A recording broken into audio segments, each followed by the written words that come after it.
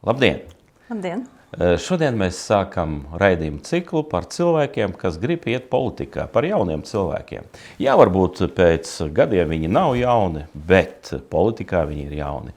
Un šodien mēs gribam parunāt ar Tatjanu Ozolnieci, kas ir dzimusi Valmierā. Es pavisam 10 minūtes atpakaļ to uzzināju, un es gribētu uzprasīt, Tatjana, kā jūs esat tā nonākusi tajā politikā? Kāpēc jūs gribat tur iet?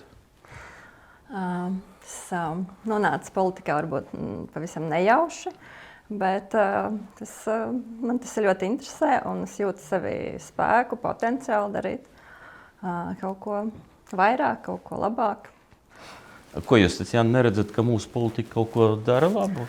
Viņi dara daudz, bet viņi dara arī daudz, manuprāt, aplamas lietas. Nu labi, aplamas lietas. Mums panorāmā katru dienu stāsta, ka viņi dara visu pareizi. Kur jūs tās aplamās lietas redzat? Mums nav tādas politiskās atbildības par kaut kādiem iesāktiem projektiem, kur ir iztērēta milzuma nauda un kur ir stāv kaut kādā pusratā un nav zināms, kas notiks tālāk. Tikai tas viens? Nē. Nē, pastāstiet, varbūt, ziniet, nevajag kautrēties. Mēs runājam par jaunu politiku, un ja mēs runājam par jaunu politiku, tad, protams, jāsaprot, ka pēc tie vecie politiķi neapmierina ļoti lielu sabiedrības daļu. Mēs arī redzam pēc aptaujām, ka politiskajām partijām, politikiem vispār nav nekādas, nav viņiem uzticības no tautas. Un jūs kā cilvēks no tautas, jūs jau neesat, bijis politikā vai tur ilgus gadus strādājis kaut kur un bijis kaut kur tuvu politikai, tāpēc es arī jūs saprotu, jā? Jā, tieši tā, man ir svaigs skatījums uz lietām un uz cilvēkiem, uz partijām un uz to visu, kas notiek šobrīd Latvijā. Jā, bet ko jūs jau ieteiktu vienkārši? Saprotiet, tās partijas ar partijas nosaukumu nekas jau nemainās. Jābūt kaut kādai būtībai. Ko jūs redzat, lai tām partijām būtu patiešām uzticība? Kā jūs to redzat? Kā to var panākt?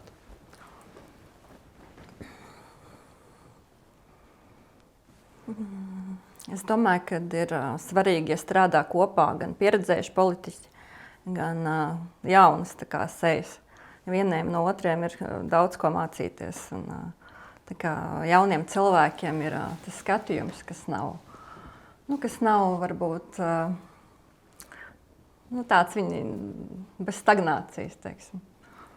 Bez bailēm? Bez bailēm arī, jā. Sakiet, kā bija bērnībā Valmierā? Bija ļoti jauki, jā. Pastāstiet pa Valmieru vienkārši. Jūs esat Tatjana, jā? Mamma un tētis, kas jums ir? Mamma bija krieviete un tētis bija latvietis. Un kā jūs ģimenē runājāt? Mēs runājam 2 valodās. 2 valodās, jā? Un nebija nekāda problēma runāt 2 valodās? Nebija. Un kādā skolā jūs gājāt? Es gāju krievu skolā, bet visi mani bērnības draugi bija, pagalmā bija latvieši. Bet krievu skolā jūs gājāt? Un tik labi iemācījieties latviešu valodu. Jā, paldies. Nē, bet mēs arī runājam, ka tagad sabiedrībā mēs esam ļoti sašķelta sabiedrība, ka mēs ļoti aktīvi iestājāmies par krievu valodas aizliekšanu. Kā jūs pret to vispār izturaties? Diemžēl tā ir patreiz, jā. Un krievu valodīgie cilvēki ir liela daļa no mūsu valsts tomēr. Protams, arī viens no vecākiem ir. Es neuzskatu, ka valodas zināšana ir kaut kas slikts. Jā. Nē, tas ir. Mums jau neviens nesaka, ka kaut kas ir slikts. Mums vienkārši ir jautājums tikai par vienu valodu, par krievu valodu. Mūsu vadošie politiķi saka, ka krievu valoda mums nav noderīga vispār, mūsu bērniem, vismaz tā. Diemžēl tas laikam saistīts ar to visu karu un agresiju. Un viss tas tiek interpretēts ļoti nepareizi, manuprāt. Valoda ir atsevišķa, valsts ir atsevišķa, cilvēki ir. Bet lieta ir tāda, es nezinu, vai jūs kādreiz, kas ir pateicis, vai tad Putins ir izdomājis krievu valodu? Nu, nebūtu, ne. Nē, pareizi. Un tāpēc vai tad vienā Ukrainā notiek karš? Tagad mēs redzam, ka austrumos Ne tikai, jā. smagi kari, un neviens jau neaizliedz ne ebreju valodu, ne angļu valodu. Jā? Tādā Tieši ziņā. tā, jā, tā ir tā dubultā morāla. Vienu agresiju mēs tā kā neatbalstam, bet otru tā kā nav nemaz tik slikti izrādās. Jā, bet šajā jautājumā mēs esam maza valsts. Mums jau īpaši mēs jau nevaram neko tur iebilst tam lielvalstīm. Jā? Protams, ka tie kari visi ir ļoti nelaba lieta. Un kā jūs vispār, kad sākās tas Ukrainas karš, kā jūs jūtaties, kāda bija reakcija? Es nezinu, vai dzīvi ir jūsu vecāki, ko viņi par to domāja? Man ir arī tā kā, jā, radinieki Ukrainā. Es to uztvēru ļoti, sāsināt, sāpīgi un jūtu līdzi, protams. Tas ir, jā, kur karš, tur ir nāvis un tas, protams, jācenšas, lai būtu miers pasaulē. Redziet, mēs jau to mieru nevaram veidot, jo mēs esam maza valsts. Man tāds jautājums, sakiet lūdzu, kā jūs izturaties pret to, ka mēs atdodam Ukrainai palīdzību un neprasām viņu atpakaļ? Ja mums ir tāda iespēja, tad vajag palīdzēt, protams, jo tur mirst cilvēki, viņiem ir grūti laiki, bet tajā pašā laikā neaizmirstot par savējiem iedzīvotājiem, kuriem arī varbūt vajadzīga palīdzība tieši šobrīd. Jā, bet kā to sabalansēt, kā jūs to redzat? Ka nevar būt tikai Ukraina un aizmirst par savējiem. Tā kā jābūt līdzsvarā. Līdzsvaram jābūt. Jā. Bet jautājums ir par to, vai mums ir tiesības prasīt no Ukrainas atpakaļ to naudu, ko mēs esam iedevuši. Es domāju, ka tas bija ziedojums. Jā. Nē, tas ir ziedojums Jā. ar šodiendien. Kāpēc Amerikas Savienotās valstis neziedo? Labs jautājums. Kā jūs uz to atbildētu? Kāpēc mēs ziedojam, Amerikas Savienotās valstis neziedo? Amerikas Savienotās valstis ir... Viņi pārdod ieročus. Nē, viņi pārdod ieročus, bet viņi pārdod ieročus, Jā. nevis ziedo ieročus. Mēs ziedojam naudu. Kāpēc jūs domājat, kāpēc tauta, kāpēc, piemēram, mūsu Siliņa un Rinkēvičs un valdība ir pieņēmusi tādus lēmumus? Palīdzēt Ukrainai? Nē, palīdzēt, tas mums ir skaidrs, ka ir jāpalīdz, bet ziedojuma formā.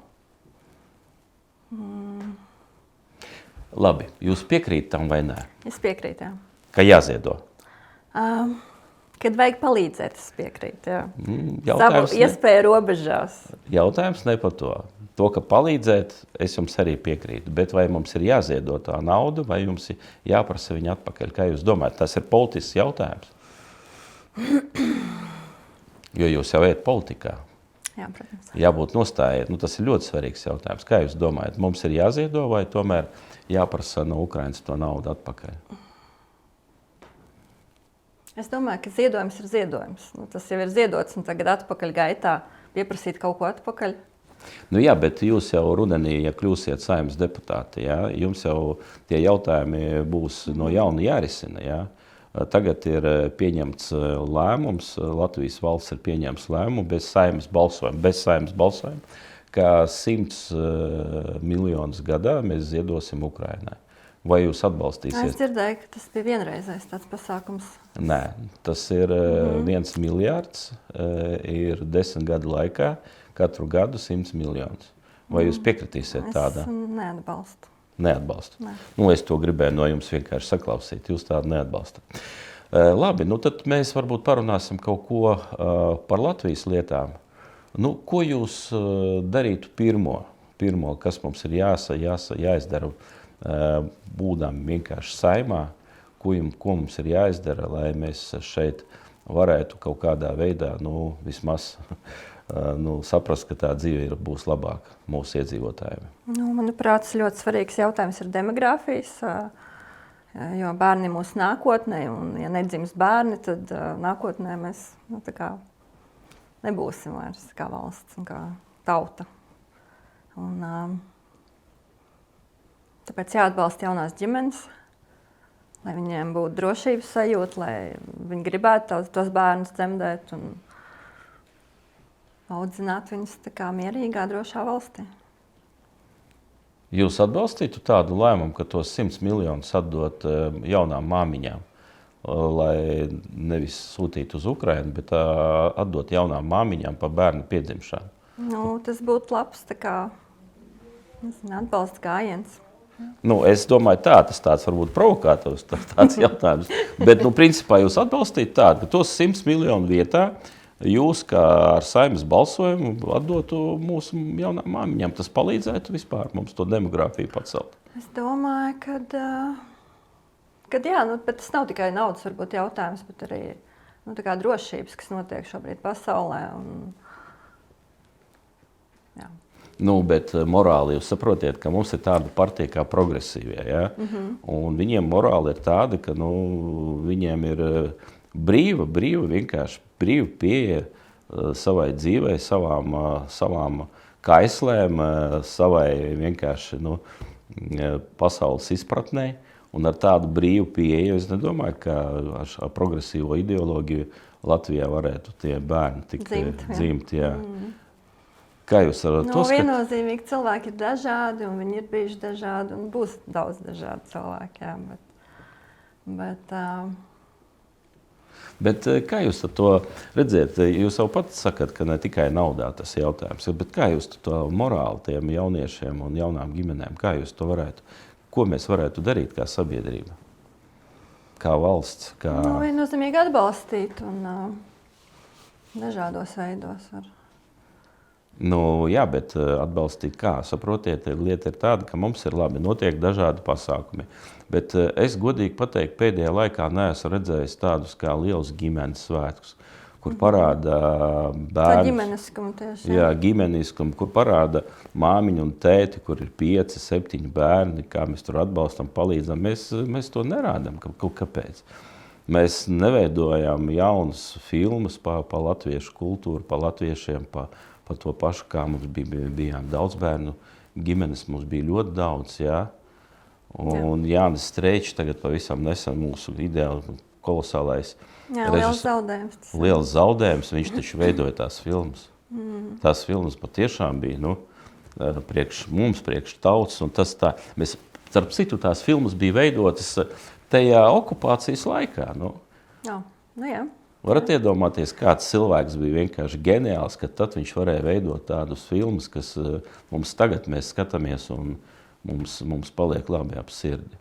Kāpēc mēs šodien neveltam tik daudz laika kultūrai un naudas?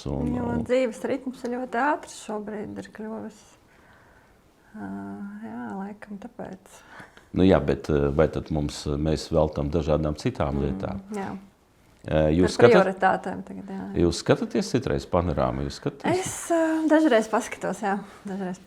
Un cik jūs daudz redzat ziņas par Latviju? Tā kā pozitīvā tajā? Vispār. Cik procentuāli? Neliels procents, jā. Neliels procents, jā. Kāpēc tās ziņas ir panorāma, tas ir Latvijas ziņas, un kāpēc tās ziņas mums tikai ir par ārvalstu kaut kādiem notikumiem, kariem un vispār dažādām problēmām pasaulē? Kāpēc mēs neveidojam ziņas pa savu valsti? Jūs kā Saeimas deputāte, ko darīsiet šajā virzienā? Ir jātīst tas virziens, noteikti, lai vairāk būtu tādu raidījumu. Tas taču ir ļoti svarīgi. Protams.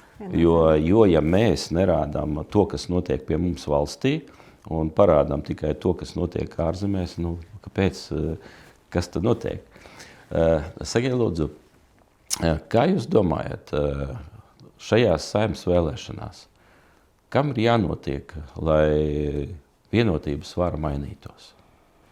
Pirmkārt, cilvēkiem ir jāiet balsot. Ja būs tik zems procents, tad iespējams, ka nekas nemainīsies. Bet vēlētājiem jābūt aktīviem.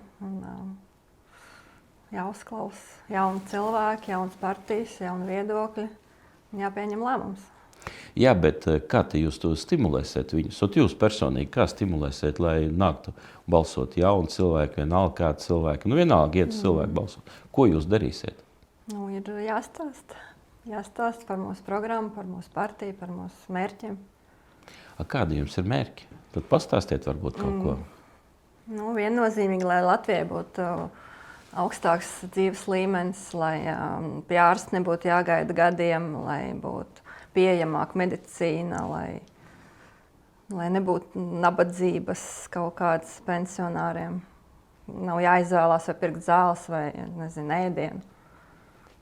Nu jā, bet redziet, tas ir prioritātes, tas ir tās programmas, piemēram, medicīna, piemēram, pensijas, jā, un valsts aizsardzība. Jūs ziniet, ka valsts budžetā tagad ir ielikts jaunajā budžetā vairāk nekā 4% ir valsts aizsardzībā.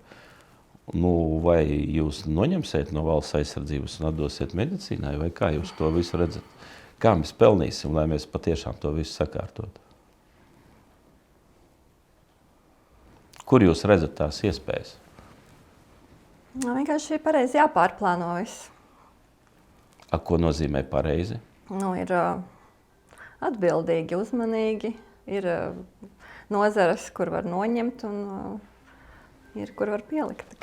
Nu jā, bet mēs redzam tos visus lielos projektus, kur mums principā valsts ir ļoti bagāta. Jā, ka mēs varam atļauties Real Baltikas, mēs varam atļauties... Līdz galam laikam nevaram. Nē, nu varam, un atbildība arī tiem politiķiem nav nekāda uz šodien dienu.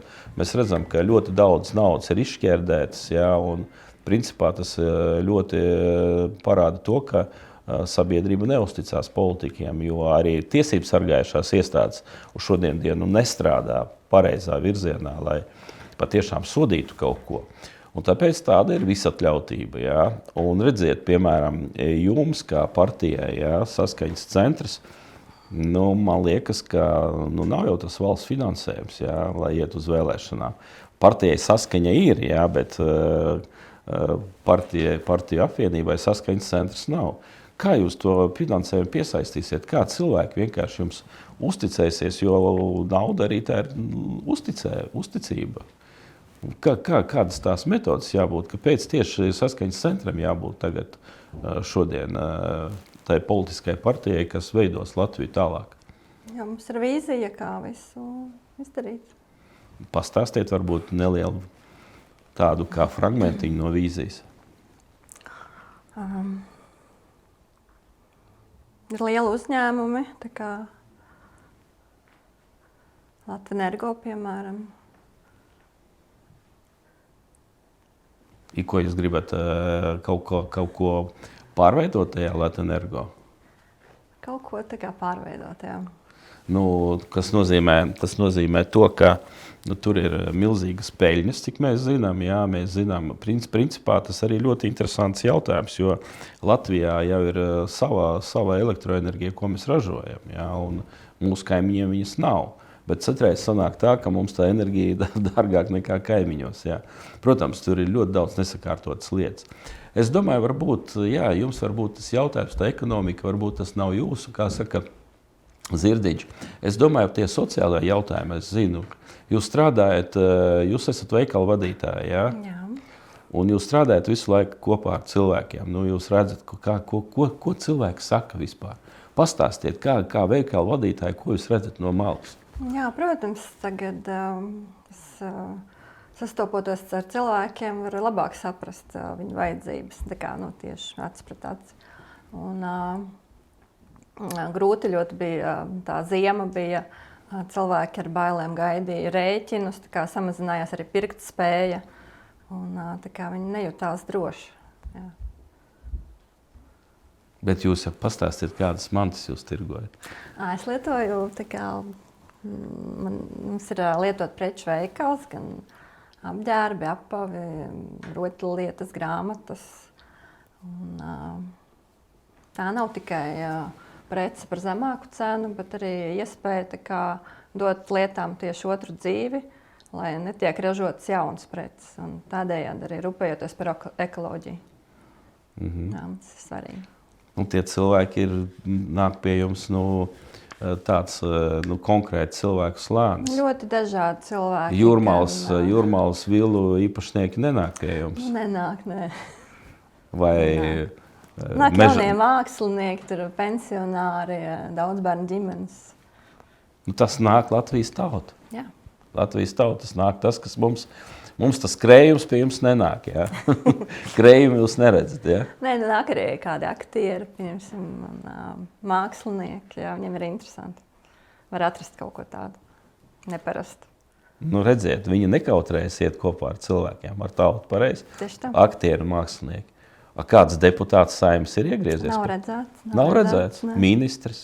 Nē. Prezidents? Nē. Nav redzēts, jā? Nav. Nu, kā tad tā? Bet viņi saka, ka viņi ir kopā ar tautu. Ir kopā ar tautu mūsu prezidents? Manā veikalā nav. Tavā veikalā nav? Bet vispār kopā ar tautu, kā Bet tu domā? vispār es domāju, ka līdz galam nē. Ka viņi īsti nesaprot, kā varbūt viss tās vajadzības. Viņi nevar saprast, jā? Jo viņi dzīvo citā burbulī. Nu, viņi ir tālu, jā, tā kā. Kāpēc? Kāpēc mēs esam pieļāvuši to, ka viņi ir tālu? Nu, diemžēl tā ir noticis, bet mēs to visu varam Mainīt? jā. Mēs kopā pateicām, ka mēs varam mainīt, jā. Tas ļoti labi. Jūs redziet, kā saka, politikā mēs arī pirms mūsu intervijas runājam, ka tas ir māksla būt par aktieri, jā. Bet jūs esat tagad cilvēks, kas saka, ka tā kā ir, jā. Vai tad jūs, piemēram, ja tiekat politikā, jūs pārvērtīsieties un būsiet citā vienkārši kaut kādā krekliņā? Nevis no tā veikala, kur jūs pārstāvat, bet aiziet uz kaut kādu, tur nezinu, aizbrausiet uz Itāliju, uz modes kādu skatu un nopirksiet tur. Mainīsieties? Saka visi, ka cilvēki iet uz politiku, dabū kaut kādu sili un pēc tam mainās, barība mainās, apģērbs mainās. Es uzskatu, ka pa lielam jau cilvēki varbūt paliek tie paši, bet jaunajās apstākļos viņi var uzvesties savādāk, protams, bet... Kur tā morāla, kāpēc uzvedās savādāk? Parādās kaut kādas jaunas iespējas, jauns līmenis. Jauns vēlniņš? Varbūt, jā. Yeah. Varbūt. Sakiet, kā cilvēki iet uz vēlēšanām, vienkārši sola vienu un pēc tam nepildi to? Kā jūs... Jā, tas ir ļoti skumji, ka tā notiek. Un, manuprāt, jābūt ir atgriezeniskai saitei starp deputātu un vēlētāju. Es zinu, mēs kā arī kustība Latvijas 150 piedāvājām citu vienkārši attieksmi pret to, kādu deputātu ir jāievēl. Jūs kā vai es vai vienalga, kas var sevi izvirzīt par deputātu, mēs piedāvājam tādu redzējumu tālākajai vienkārši Latvijas attīstībai, jo pašreizējā tā politisko partiju sistēma ir diezgan vienkārši, man liekas, Latvijas apstākļos sevi ir izsmēlusi. Man tā liekas. Kā jūs domājat? Vai var vienkārši, iekļūt saimā un, kā saka, aprunāties ar kolēģiem, vai mēs varam mainīt to sistēmu? Lai patiešām tā būtu cilvēciska, lai mēs varētu ievēlēt prezidentu, tautu varētu ievēlēt, lai mēs varētu ievēlēt pilsētas mērus, arī ka tautu varētu ievēlēt, un arī katrs cilvēks no vienalga, kura Latvijas novadiņa varētu sevi izvirzīt par saimnes deputātu. Vai kā jūs domājat, mēs varam paveikt šo uzdevumu? Tā ir interesanta pieeja. Kopā mēs varam daudz ko. Kopā mēs varam daudz ko, jā. Jā, bet sakiet, kādu jūs redzat, jums, cik es saprotu, 2 bērni, jā, un viņi dzīvo Latvijā? Jā. Jā? Nebrauc projām? Viņi dzīvo Latvijā, jā. Negrib braukt projām? Patreiz nē. Es ceru, ka arī paliks. Jā. Sakiet, ko ir jāizdara, lai latvieši atgrieztos? Ne tikai latvieši, lai visi cilvēki, kas ir aizbraukuši projām, atgrieztos atpakaļ. Es pazīstu daudz cilvēkus, un viņiem sirdī tā Latvija ir mīļa, un viņi tomēr cer kādu dienu atgriezties, jo tā ir dzimtene, un mums ir jāpalīdz viņiem, un, lai Latvija kļūtu par tādu vietu, kur gribās dzīvot. Kur ir augstāks dzīves līmenis un attiecīgi algas, iespējas nopelnīt tieši. Ziniet, es jums pateikšu tā, ja mēs visiem dāvināsim, jā, tad tās iespējas būs mazākas. Ja mums jārada iespējas, nevis jādāvina vienkārši. Jā, iespējas jā, un ja mēs aizņemamies kaut ko, mēs ļoti daudz tagad aizņemamies, mums arī vajag izveidot un dabūt kaut kāds uzņēmums ar pievienoto vērtību, lai šeit mēs varētu arī kaut ko nopelnīt. Un, protams, cilvēkiem arī jādod iespējas. Redziet, ir ļoti labs piemērs Polijā. Ja kāds nav bijis, var aizbraukt, paskatīties, kā tagad Polijā vienkārši visi poļi brauc atpakaļ uz Poliju, jo viņiem nevis tur Anglijā vai kaut kādā Īrijā, viņam tā dzīve ir sliktāk nekā Polijā tagad, un mums arī to jādara. Un tas, protams, jāatbalsta jaunās ģimenes un jāizdara viss, lai arī nodokļu politika Latvijā būtu cilvēcīga un pieņemamā uzņēmumiem. Sakiet, bet, tagad mēs tādā pavasarī pagaidām, ja, tagad turpināsies, būs vasara, būs tās Saeimas vēlēšanas, ja. Kādu novēlējumu jūs gribētu pateikt saviem vēlētājiem, lai patiešām, ja, viņi ietu un vēlētu par tiem cilvēkiem, kas ir atbildīgi par Latviju? Ko jūs pateiktu? Es novēlu būt tā kā atbildīgiem, kārtīgi izpētīt visu un pirmkārt noteikti iet vēlēt. Ja? Nav svarīgi par ko, bet iet. Jūs tā pateicāt, nav svarīgi par ko? Pieņemsim, no mana viedokļa nav svarīgi varbūt par ko, bet tieši iet. Jā. Bet redziet, es jums pateikšu šajā jautājumā, jo mums ir ļoti daudz cilvēku, kas strādā valsts darbos, ja, un tā ir tā ierēģu masa, ja, kas ies un vēlēs. Un ko jūs domājat, par ko viņi vēlēs? Par sevi, jā. Par sevi. Ko tas nozīmē? Tas ir par siliņu un par tālāko vienkārši valsts pagrimumu, man liekas. Tas ir tāds... Es domāju, tāpēc, ka daudz cilvēku nepiedalās tajās vēlēšanās, ka viņi uzskata, ka nekas nemainīsies un man balss neko nenozīmē. Es gribu teikt, ka jūsu balss ir svarīga.